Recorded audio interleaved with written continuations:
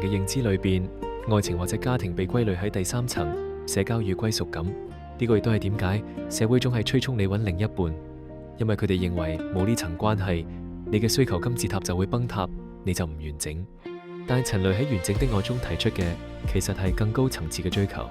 歌詞裏提到嘅持續提升、擁抱不確定，對應嘅正係喺金字塔頂端嘅自我實現 self-actualization。馬斯洛認為呢個係一個人發揮潛能、實現理想自我嘅最高境界。好多時候，我哋為咗填補第三層嘅歸屬感，不惜犧牲咗頂層嘅自我實現。我哋為咗不當異類，為咗迎合伴侶，為咗嗰份廉價嘅安全感而停止咗成長。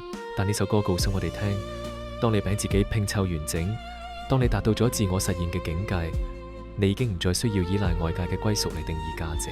你唔係因為揾唔到另一半而停滯，你係喺通往頂端嘅路上同嗰個未覺醒嘅自己合拼。呢個先至係最高級嘅完整。